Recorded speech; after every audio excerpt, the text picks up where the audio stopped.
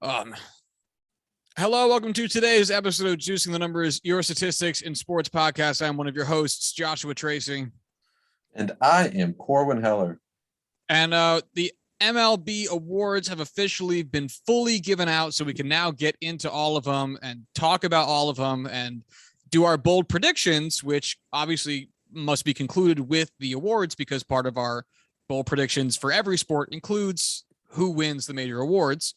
And let me tell you, after my poor outing in the NFL Bold Predictions midseason update in the last episode, I really hope these were good because if they're not, I'm just getting fucking slammed 2 episodes in a row. And I'm not sure like my ego can take that. So I really hope I did well because I do not remember any of my bold predictions. I did not remember any until I just opened it up, and I opened it and was like, some of these are really great, and some of these are just fucking bad. Yeah, I am nervous. All right, so let's start with the awards part. And let's start with manager of the year, and we'll work our way up to what matters more. All right, I started with the awards for the NFL. So Corwin, why don't you start with the awards for the MLB? Sure. Are we doing MVP first, obviously? No. We're going to conclude with MVP. So hit me with manager of the year first. That's what you meant. Yeah. AL, I had Mr. Aaron Boone. Right on. Yeah, I had Dusty Baker of the Astros. Now, Aaron Boone did not finish top 7 as the Yankees ended up having a pretty rough year. Dusty Baker did have a pretty good showing. He got 2 first place votes and 33 points to finish 3rd in this category. But the first place award went to back-to-back winner, Kevin Cash of the Tampa Bay Rays, who had 19 first place votes. And then second was Scott Servais. And this is actually kind of an interesting result of this award, because if you ask me which team overperformed, which I think usually counts as part of the manager of the year's resume. It pretty much is the award. Yeah, especially the past few years, it's been that award. Which team overperforms the most? It wouldn't have been the Rays. I would not have picked the Rays as a team that like exceeded an expectation. They hit 100 wins on the money, which is a very good season, but happens very regularly now. And they did it in a tough division, of course, but that's about what was expected. Whereas the Mariners, while they didn't make the playoffs, finished barely outside the playoff picture, winning 90 fucking games. And it's kind of a surprise Scott Servais didn't get more love for this. I would have voted for Servais. I completely understand why people voted for Cash. Sure. At the end of the day,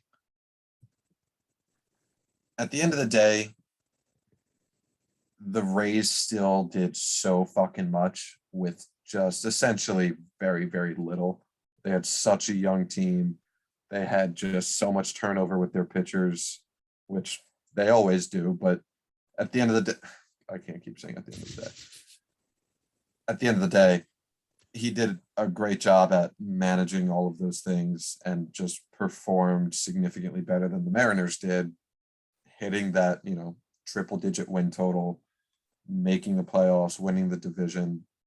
He dominated, considering what he had. And the Mariners were really great at coming back around at the end of the season and putting a really good season together overall, but nowhere near the ceiling or the peak that the Rays did. Yeah, I would also say I get the point. Like you said, the Rays often go through pitchers, and that requires a lot of management experience, talent, in order to confidently be able to switch through your pitchers with great frequency and having success very regularly. But at the same time, especially with how young the Mariners are as a team, like it's very difficult to do that with such a young team. Like the Mariners could have been as young as they are and had much more of a season akin to the Tigers than what they ended up putting forward. And the Tiger season is not bad. at all. The Tiger Mhm. season was a very successful season, as we made a little bit of mention of last episode. But the Mariners really exceeded expectations. But regardless, we spent a lot of time on this one. Neither of us got this one right. National League Manager of the Year. Who do you got? Jace Tingler. You He got had fired. Tingles. I got Tingles. Your guy got shit canned. I had Dave Roberts, who also did not win this award. And also, no, he finished fifth. He got 0 first place votes, but a couple down ballots, I guess, because he got 6 vote points. This went to Gabe Kapler, which was obvious. Speaking of this being the Overperformers Award, the Giants, who were not supposed to make the playoffs by several people's estimations, won 107 games and won their division. And he somehow did not get a unanimous decision. They gave 1 to Milwaukee, which I don't agree with whatsoever. And they gave 1 to Mike Schilt, who was fired and hired by the team who I picked to have manager of the year, who fired their coach. I don't know who those two voters were, but they should probably not have a vote anymore. The Mike Schilt one, maybe if all you fucking care about is the 17-game win streak. Sure. I fucking guess. I mean, I don't know what else you'd pick. They had a great second half, don't get me wrong, but that was a wildly inconsistent team. I mean, they pulled it together, and I know you'd say the same about the Mariners that I just defended, but yeah, that's a weird pick. The Brewers one is also interesting. I mean, Craig Counsell's a good manager for sure. Yeah. But yeah, this felt like, why would you bother voting for anybody other than Gabe Kapler? But yeah, so neither one of us honestly got that right. The Schilt one, I can totally see just being a vote in protest because he got fired after having a good season. Well, no, because it couldn't be that, because they do these things at the end of the regular season, and Schilt got fired after the postseason had started, and votes are turned in before the postseason starts. Okay, never mind. Which is what makes Unless it especially beforehand, right? Because honestly, it would make for a better story. Mm-hmm. But yeah, it didn't. Oh well. All right, so that's manager of the year. Who did you have for American League Rookie of the Year? I don't know if we knew that Randy Arozarena was eligible for this award. I absolutely did not know. Looking back, it's how the fuck did we not even consider talking about him? Because I don't remember bringing him up whatsoever. If anyone wants to double check our work here, go right ahead. Nobody will. I would have picked him hands down because it just seems so obvious. I went with Jared Kelenic, who ended up putting together an okay rookie season. But boy, he was fucking god awful for the majority of his time in Major League Baseball this year. So he absolutely did not win the award. Yeah, no, he had a rough go of things. All right, you're gonna hate me because I just did the same thing I did when we did these last time, and I started reading my 2020 bold prediction instead of my 2021. Which is exactly what I did last time. So I had for American League Rookie of the Year, I also had Aaron Boone. And for National League Manager of the Year, I also had Jace Tingler. So Cord and I had the same guys for both those awards, and neither of us got them right. We both got tingled. All right. We both got tingled. All right, so we're doing American League Rookie of the Year? Right? Yeah. All right, so for American Mariners League Rookie... are in the American League. American League Rookie of the Year, I had Wander Franco, who did finish third. So I will give myself mild credit for that. He received 2 first place votes. And was very much the best rookie if he had played through the whole season. He dominated once he got up, but it just so happens, Right. It really, part of it comes down to playtime. Randy Arozarena tops Franco in OPS plus, if we're just going with at a glance stuff, by 2 points, 131 to Franco's 129. But you really see it when you look at games, as Randy Arozarena played in 141 games to Wander Franco's 70. So quite literally more than double the playing time this season, which is going to factor in. The man who finished between the two of them was Astros standout rookie pitcher, Luis Garcia, who finished the season with 2.6 WAR, which is not earth-shattering, but in 30 games. Are we not doing phrasing, by the way? I just have to butt in. The man we're not doing between phrasing. The two of them. We're not doing phrasing. No, we're letting that one just sit there. He had 155.1 innings pitched to the tune of a 3.48 ERA and amassed 167 strikeouts, which is very nice, little tidy rookie season. So just wanted to shout out him. Nothing else really stand outish here. We had talked about Adolis Garcia at one point as to whether or not he would get votes for this award. He did finish fourth. He actually got more first place votes than Garcia and Franco, but I guess didn't have as much down ballot success. Baseball Reference does not show you the entirety of the voting. It just shows you first place votes and then like vote percent and stuff like that. So not entirely sure where the rest of his votes went off to, but not to him apparently. Emmanuel Clace, who is that guy with the wild two-seamer in Cleveland, finished fifth. And, you know, there's people we know. Toronto had Alek Manoah finish eighth. There's other people there. All right. Who did you have, Corwin, for National League Rookie of the Year? I went kind of crazy with it and went Brian Hayes. He was not a finalist. He did not receive any votes. Yeah, I forgot how similar ours were because I also had Brian Hayes. And yeah, he was hurt a lot of the season. He still played in... Huh? No, keep going. So say he's still played in a significant amount of the year. He played in 96 games, but he did not play an entire season. And then the games in which he did play in weren't spectacular, probably in part because of being injured in the middle of his year. So he had an 87 OPS plus, which is not fantastic. His slugging was nearly non-existent. He amassed 28 extra base hits over the course of the entire season. Defensively, he put on a show, and that's really encouraging because he showed the ability to have some offense. So, you know, you got to be looking forward to him next year. But yeah, not spectacular. Yep, I am right there with you. I'm honestly really surprised Trevor Rogers did not win Rookie of the Year.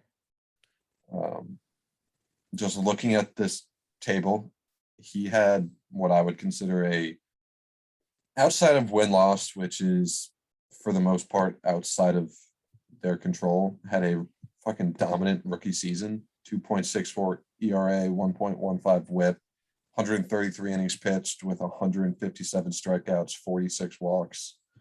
That's a dominant season. And Jonathan India had a pretty good season. Yeah, so Jonathan India ended up winning the award. And if you told me he won, which when I saw he won, I guess I should say, I was not horribly surprised. When I saw the voting, I was very surprised. Yeah. The voting, yeah. I mean, it really doesn't even make any sense if we're being honest here. So I found a full breakdown. India is a very good defensive player, but like that's a dominant pitching line from Trevor Rogers, who was their best pitcher throughout the entire season for Miami. Right. I just don't get it. And they're close enough in the WAR column. Like Trevor Rogers had 3.3 this season. Jonathan India had 3.9. Like obviously that means Jonathan India had, based on today's current WAR calculations, in its entirety, a better season. But we're talking about a difference that was so minimal. You might give a little bit of credence to I don't know, how you feel about these seasons, what they mean to the teams, kind of some of those less tangible things. And that I think once you hit those small enough differences in the production numbers, you can use as like little tiebreaker things. And like you said, Trevor Rogers was a huge reason that the Marlins season was as successful as it was, even though it wasn't a successful season. Like he is a guy giving promise to the future of the Marlins. Like he had a 2.64 ERA in 133 innings this season. That's wild. Like that's wild. Whereas having a 113 OPS plus as a rookie second baseman is not. Like that's good. It's not like wild though. Mm-hmm. You know, a 158 ERA plus in my eyes will outweigh the 113 OPS plus every single time. And I know that by WAR because, like you said, of India's defense and stuff like that, it'll bolster it. But for me, not nearly enough to outweigh that impact. Right, like he had a positive DWAR, a positive 0.3 DWAR, which is difficult to do. Don't get me wrong, but again, I just don't think that is enough to outweigh such a significant difference in dominance. Yeah. So he was an all-star. Funny enough, the only guy that voted for Trevor Rogers over Jonathan India was one of the Cincinnati voters. No kidding. That's funny. Dan Szymborski, although Dan hilarious. Szymborski is a Fangraphs writer, he's very good at his job. So Jonathan India got 29 first place votes. Trevor Rogers won.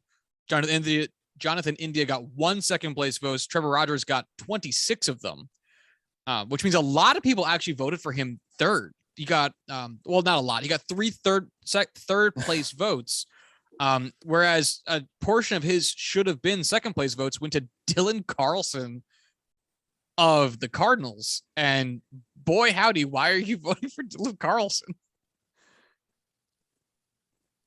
He had a good season, but like, I don't know. That's weird to me. So yeah, we both had Brian Hayes. We were both wrong. You want to know the voting for Randy Arozarena? You can mention it. 83% vote share. He had 22 first place, 4 second place, 2 third place. Oh yeah, so Adolis Garcia. That's what I wanted to look at. Who the fuck voted for Adolis Garcia over Randy Arozarena? 3 people did. Well, let's see. Garcia. Peter Schmuck of Baltimore voted for Garcia. Wow. A schmuck. Who would have fucking thought? Chris Assenheimer voted for Garcia out of Cleveland.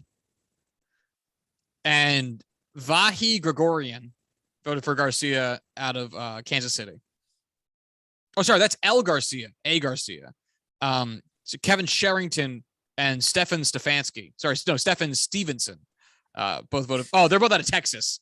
Okay, so 1 guy out of Baltimore and 2 guys out of Texas. That makes sense. Okay. The Texas guys. But yeah, so that's what ends up being funny is that Adolis Garcia got 3 first place votes, 1 second place votes, and 9 third place votes, whereas the other guys, Luis Garcia and Wander Franco, finished with way more second place votes, which outweighed the third place votes. All right. Anyway, I'm good. This is the weeds. Cy Young. Who'd you have for the AL Cy Young? I had Mr. Garrett Cole. I forgot how many of these we picked the same fucking guy for. God damn. Because I also had Garrett Cole, who did finish second. So Corwin and I are right there. Although, again, a very surprising split. As Robbie Ray really ran the fuck away with this award. 29 first place votes and 1 second place vote. Garrett Cole, the exact opposite, 1 first place vote, 29 second place votes. Everyone else finishing in a distant, third through whatever. Which I would not have expected. No, I definitely would not have either. I definitely would have voted for Robbie Ray, and when you want to vote for that guy, it's hard to see how it's a big deal that somebody else wouldn't. But at the same time, it's like Garrett Cole's got the name, but Robbie Ray has all the stats. Yeah, Robbie Ray. ERA, WHIP, strikeouts, innings pitched, ERA plus, game started, WAR. Garrett Cole had more wins, sure, but Robbie Ray led the AL in many, many categories. Yeah. Garrett Cole led the American League in wins. That was about it. I know, obviously, I follow a lot of Yankees fans, and they wanted Garrett Cole to get this. I don't really care. Robbie Ray had a great season. Garrett Cole's still the better pitcher, so it doesn't really matter. I am surprised to see it be this tight. Not saying Robbie Ray was undeserving of the ultimate win.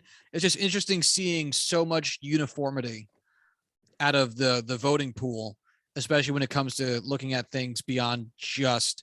I guess Robbie Ray did have the better ERA, so you can use an old man stat there.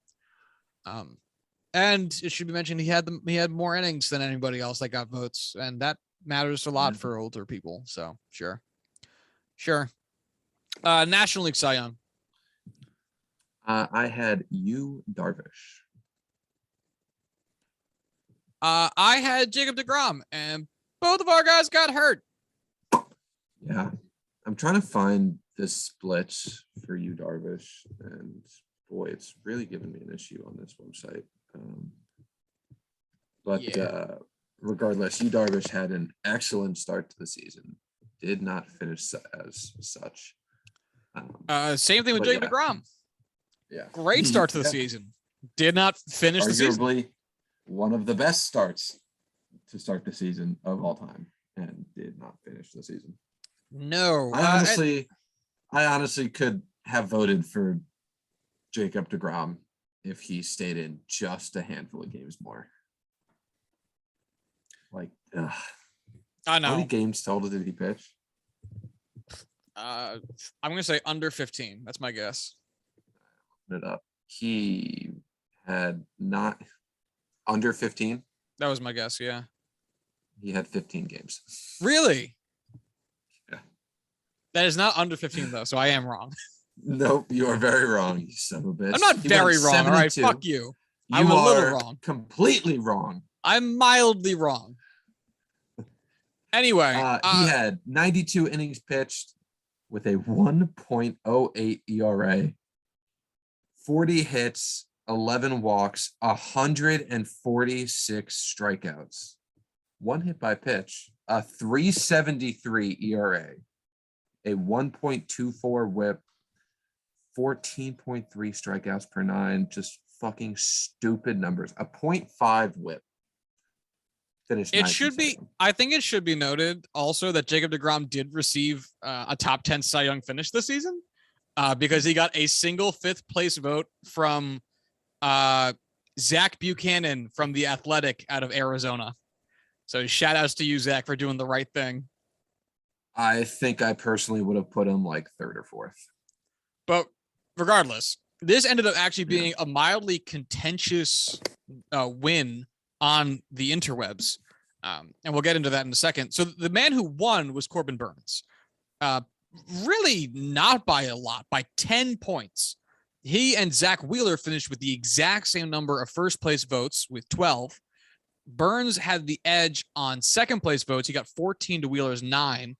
And then the difference between the 3rd and 4th place votes just wasn't significant enough for someone. Someone voted Zach Wheeler 5th.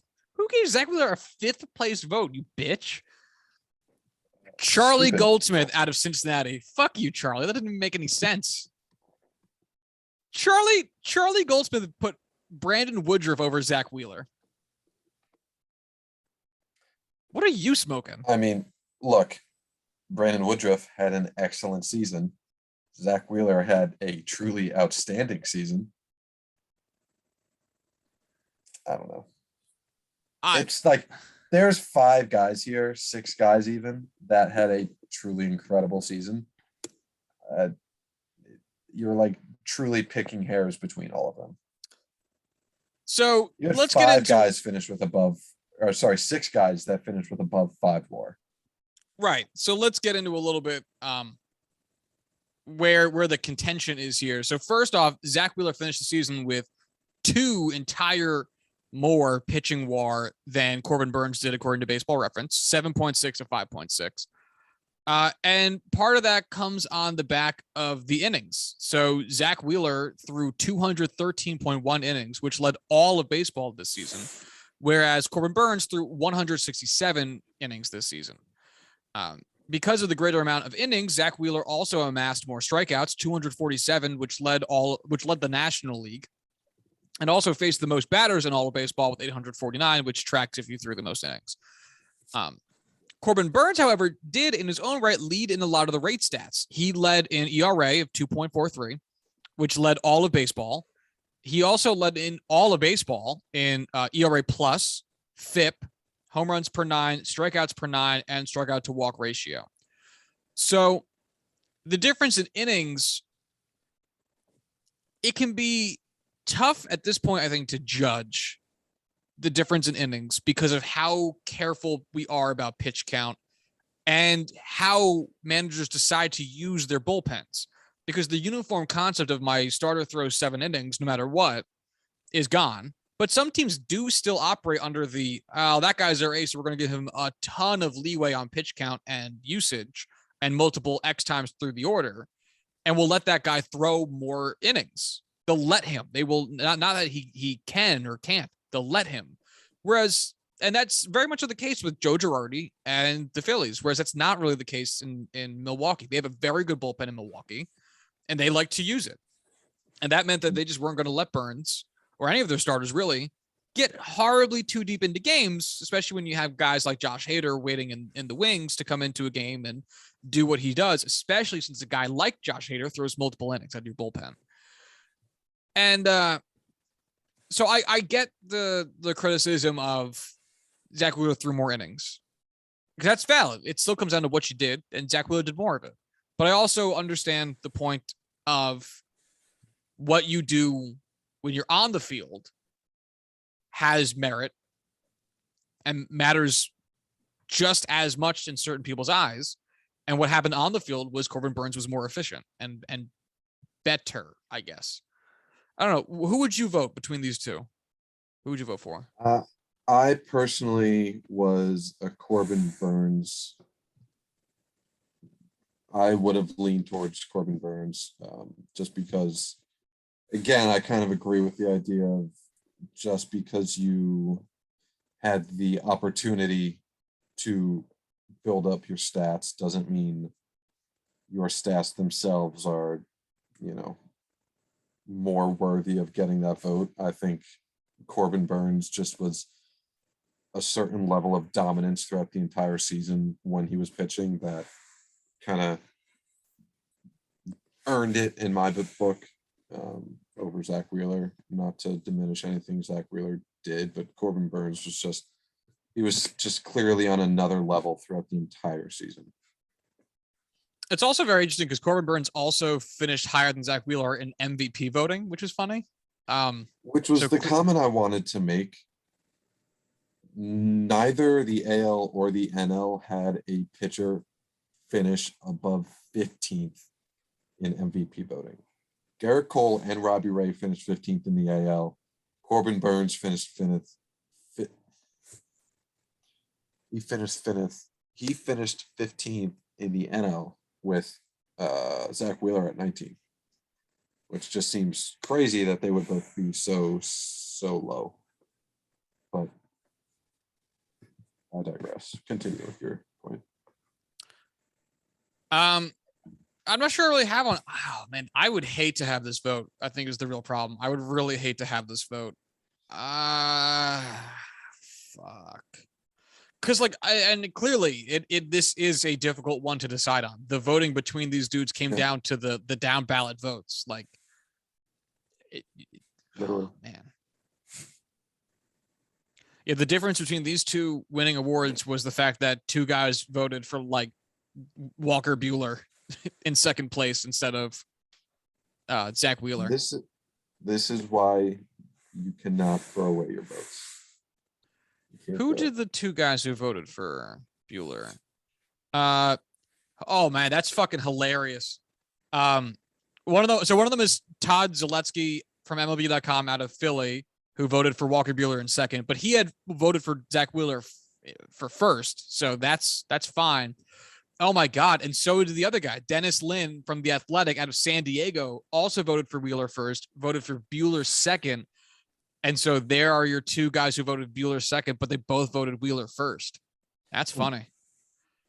And neither of them had Burns Interesting. second. That's very interesting. That's very interesting. Now I'm looking at the Scherzer guys, and like a couple guys had. So one guy, Mark Zuckerman, had Scherzer, Wheeler, Burns, and then Katie Woo had Scherzer, Burns, Wheeler. And that's also very interesting. Why putting Scherzer? That doesn't matter. I'm thinking about too much. I'd go Zach Wheeler. I don't really have a good reason. I'm Sure. throwing a dart at this point. All right. American League MVP. Who do you got?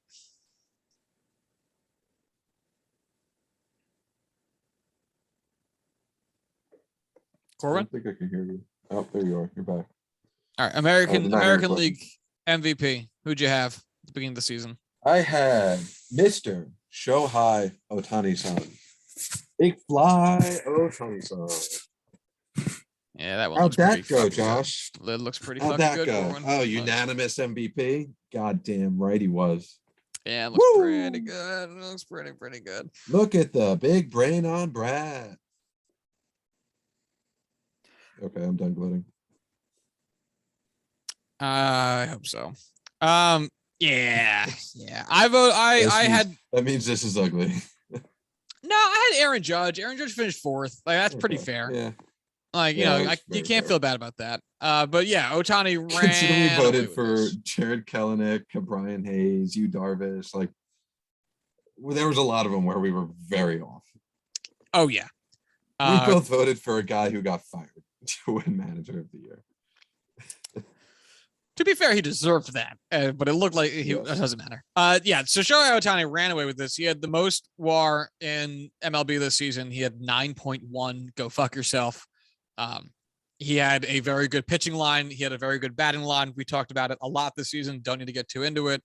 The fact that second place was not unanimous is also fucking hilarious because Salvador Perez got a second place vote for MVP. Which I saw that when it came out and audibly laughed. That is That's fucking stupid. absolute bullshit. Oh my God. That is absolute bullshit. Ridiculous. Truly fucking ridiculous. Especially since I believe, and I'm going to double check myself, but I believe that vote came from Lynn Worthy out of Kansas City. That came from the Kansas City voter who just had to put Sally Perez fucking second for no reason. Because yes, I understand he had 48 home runs and 121 RBIs. Lick my balls. That does not mean he deserves that award or that vote. It's obviously at the end of the day, it does not matter. That is, but the it is ridiculous. Quintessential just throwing that shit away. Oh yeah. But hey, Yeah. it led us to have Shohei Ohtani finishing with 420 votes and Vladimir Guerrero with 269. So yeah, pretty and then nice. Marcus Semien really cleaned up in the third place spot, got 24 of the available third place votes, and then Aaron Judge actually received 3 third place votes. Carlos Correa, who finished after him with more WAR, received no first place votes, but third place votes, but received a ton of fourth place votes, which is not good enough for him to get past all good old Aaron Judge in the future vote teammates? standings or whatever. But yeah, so a lot of Toronto Blue Jays here, a whole bunch of them. They were good this season, not as a team, but those guys were good. Lick my balls, Toronto. Lick my balls. Yeah, tough to. I don't feel bad about my Judge pick. I think it still looks good in retrospect. National League MVP. Who'd you have? National League MVP. I had Mr. Juan Soto. Which was a great pick. Yeah, great pick. I had Francisco Lindor, who did not show up for me in this award. Yeah, he didn't make it onto a single ballot. Not great. So Bryce Harper ended up taking. This was also it had a really tough top 3 between Harper, Soto, and Tatis. Tatis very much so on the outside looking in because of his injury time. So it really came down to, I know if he had played a full season, then he probably would have had a better case. But really coming down to Harper versus Soto here, and it's a fun difference between the two because Soto more total WAR than Harper, 7.1 to 5.9. Way more walks and a much higher on base percent. But Harper had a much higher slugging and the better total OPS with I think Juan Soto collecting some extra WAR from his defense. And again, this is really an instance where there probably isn't a bad choice on who you're going to pick for this. But actually, not but. And this ended up reflecting that to a large extent. This was relatively close for a first place position, which we didn't get out of some of the others. I don't know. Who would you have voted for Soto or would you have voted for Harper? I just want to say Fernando Tatis, if he didn't cool off at the end of the season, would have had my vote, even with some missed injury time. But when he did come back, he just wasn't the same. I think I would have voted for Soto, but it's really hard to argue against Bryce Harper. I mean, he only beat out Soto by 6 home runs, 35 to 29. But oh my God, he just hit a billion fucking doubles. Juan Soto hit 20 doubles and by all means is a very fast player. Bryce Harper hit 42. Yeah. Which is why Harper has a 615 slugging and Soto has a 534. Both extremely good slugging percentages. 615 is just outrageous. Absolutely outrageous. Yeah. Yeah. 10, his 1044 OPS was the highest in baseball this season. Mm-hmm. Therefore his 179 OPS plus was the highest in baseball this season. That's very, very fucking good. Yeah, but 145 walks also led Major League Baseball. So, well, he can walk right into second fucking place in this award category. He also led all of the National League into grounding into double plays. So, such trivialities do not matter in life. All right, let's get into our surprised actual. It's not Hosmer. I just want to say it. Okay, yeah, let's do it. I'm not surprised because Hosmer got way less playing time at the end of the season. Let's get into actual bold predictions. You went first for awards. Do you want to go first for this as well?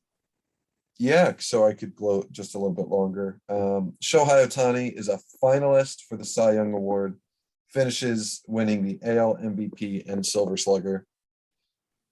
I was so fucking close. Shohei Ohtani did not get any Cy Young votes in the American League, but otherwise would absolutely have knocked this one out of the park. Did he win Silver Slugger? Was he eligible for a Silver Slugger? For DH, I'm not sure. Hold on. He did. Yes, he was a Silver Slugger. Fuck yeah. Okay. So I got like 66% of this one correct. But that's still not correct. So yeah, go ahead, Josh. What did you have? I had this 50% correct. I had that Corey Kluber and Jameson Taillon each pitch over 120 innings. Jameson Taillon he pitched 144, and I think him and Kluber were pretty even on the can they do this, but Taillon hadn't pitched in an entire season, missing most of 2019 and then all of 2020, whereas Corey Kluber at least threw 1 inning in 2020.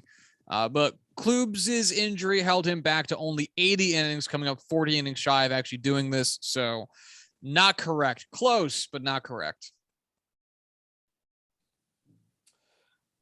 There it is. My number 2, the Dodgers and Padres both win 100 games. The Dodgers won 106 games. And there was another team that won 100 games in the National League West. But that was not the Padres, who finished with a paltry 79. So I forgot the number was fucking below 80. That blows my mind. Yeah. Oh my God. They had a truly disgusting end of the season. Yeah, they did. All right. My next one also is so close, but not right. No batter hits over 45 home runs. My point with this was that we perhaps take the home run number of, those 40s for granted. This actually was kind of close. Only 4 batters did it. But someone did, so doesn't count but Salvador Perez and Vladimir was the Guerrero number? Jr. Sorry. 45.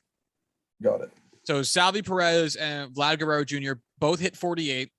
Shohei Ohtani had 46. Marcus Semien had 45. And then Tatis had 42. So 4 players Thank ended you up for actually throwing hitting. Tatis in there. I got you. 4 players had 45 or more. So I will give myself credit, though. This was a bold prediction that came pretty close. It was, yeah. But no dice. What do you got? 5 home runs, man. 5 home runs over 3 different guys. That's all you needed. Darn you, fly balls that went. My next is each of the top 5 starting pitchers on the Padres finish with a sub-4 ERA. They didn't. They just didn't even come close. I can pull up the Padres pitching real quick because I forgot to before we started because I'm bad. I'm sorry. You know, we do this every year and we suck. Oh, God damn it. Oh, no. Oh no, I've just fucked myself. Their pitchers finished with ERAs of Joe Musgrove. Oh, that's batting. Why am I stupid? Joe Musgrove finished with a 3.7. Yu Darvish finished with a 3.9. Blake Snell finished. These can't be right. Are they really? What? Did I get this right? Each of the top 5 starting. Oh, no, I was reading. What the fuck? Oh, I was reading FIP. I'm so stupid. Dude, Joe yeah, Musgrove had a awful. 3.1. One guy had a sub know. 4 ERA. I don't know how you fucked up this bad. I was reading FIP. Like, it's your first time on Earth, man. 382, 378. I was really surprised. Yeah, no, one guy did. The rest were fucking atrocious. Yeah. Nobody was under a 4.2 ERA except for Joe Musgrove. It was ugly. It was awful. Oh. My next one is nice and quick. Wrong. Jack Leiter makes his MLB debut for the Pirates this fall after being drafted 1st overall. He did not. The Pirates did not take him. He went 2nd to the Rangers. He did not get called up right away. This one's wrong. Yeah. My next one, Juan Soto finishes the season with an on-base percentage above 500, the first person since Barry Bonds in 2004 to do so. Juan Soto led all of baseball in on-base percentage, but with a 465. Which is close, to be fair. Not like close, but very, very fucking high. I'll put it that way. You're still leading all of Major League Baseball. Right. It's as close as you could get given the context. I didn't realize Harper had finished second on-base percentage. That's crazy. I read a really good fucking year. Yeah. All right, my next one also did not come true. Tim Anderson has a 30-30 season. That is most typically referred to as home runs and stolen bases, and he had 17 home runs and 18 stolen bases. So, if you put those 2 things together, you get 35. That's not enough. He only attempted 25 steals. So, no shot. Yeah, it's a real shame too. That would have been very fun, but no dice. I agree. My next one, very quick as well. Brian Hayes is an all-star third baseman. Brian Hayes was not an all-star third baseman. He was hurt. Move along. My next one, I also got half right. The important half is wrong, so it doesn't count. Max Scherzer gets traded at the deadline to the Yankees. He got traded at the deadline to the Dodgers, West Coast Yankees. So very true. Very much the West Coast Yankees. My number 6, Vlad Guerrero Jr. Say that name again? Vlad Guerrero? What the fuck is wrong with me today? Vladimir Guerrero Jr. finishes with more than 40 home runs. He led the league with 48. I got one right. All right, there you go. Congrats to you, buddy. Proud of you. Is it the first one either of us have gotten right? No, you got your first one right. You got the Shohei Ohtani one right for your first one. Nope, I didn't. He did not. Oh, that's right. All right. For my next one, I had that the Baltimore Orioles are buyers at the deadline. My rationale here was, oh my God, that's mind blowing. Sorry, I'll share that in a second. My rationale here was that the Orioles can only be so bad, and at some point they're going to feel as though they have a young core that they can build around and try to acquire not like marquee players at the deadline, but start acquiring some talent at the deadline to head into next season with a little bit more fierce of a team while they feel out what that full starting lineup and starting rotation looks like. And they did not. And while looking at their acquisitions to see if I could try to rationalize a buyer status, I don't know how far back I accidentally went, but did you know that Mike Yastrzemski got traded to the Giants by the Baltimore Orioles? I'll say it.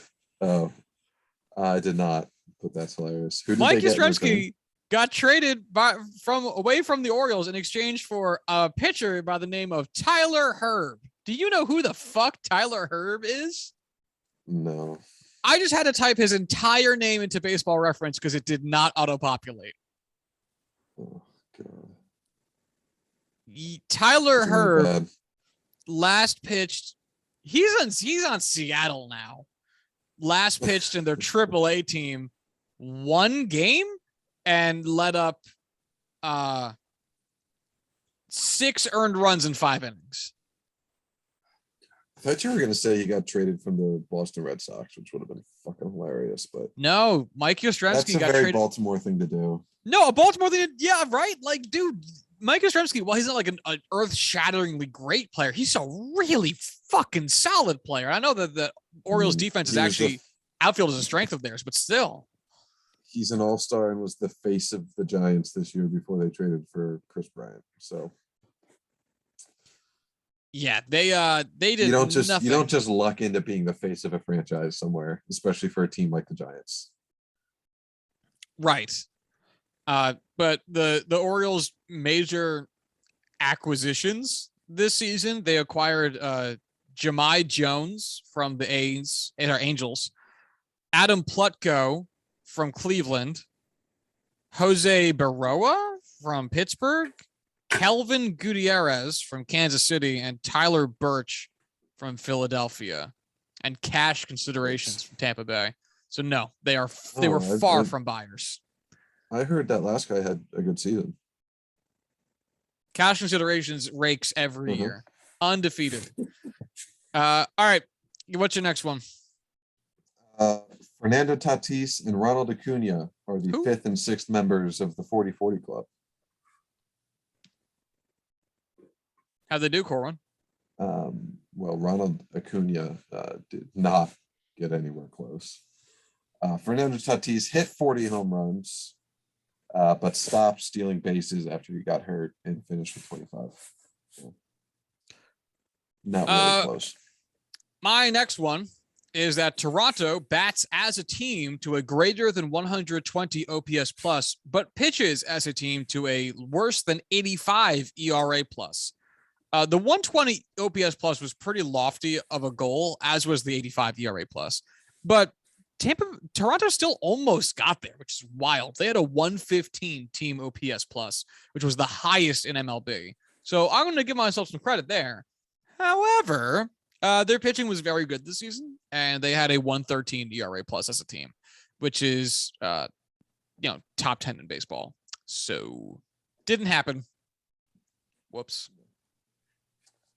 My next one, each of the top 5 NL Cy Young vote getters are from the NL West.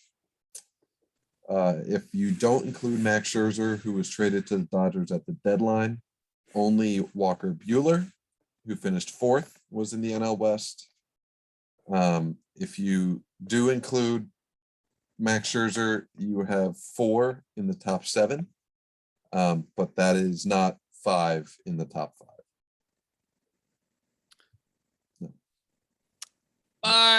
My next one is Trevor. No NL Central team gets to 90 wins.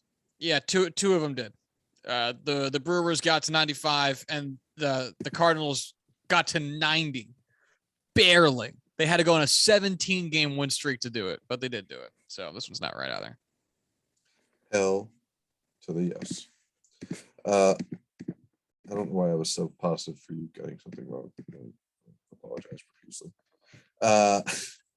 My next one, Lance McCullers outperforms both Justin Verlander and Zach Greinke as the Astros top pitcher. Definitely outperformed Justin Verlander for sure. McCullers finished with a 3.16 ERA, 162 innings pitched with 185 strikeouts and a 1.2 whip. Zach Greinke finished with a 4.16 ERA, 171 innings pitched, but with 120 strikeouts and a 1.17 whip. I would feel very confident in saying that Lance McCullers outperformed Zach Greinke there. And really, I would argue that he was the top pitcher on the Astros altogether. Led ERA, led strikeouts, innings pitched. He was second behind only Greinke. Was 1 point. Actually, he finished second in ERA plus. That doesn't make sense, but whatever.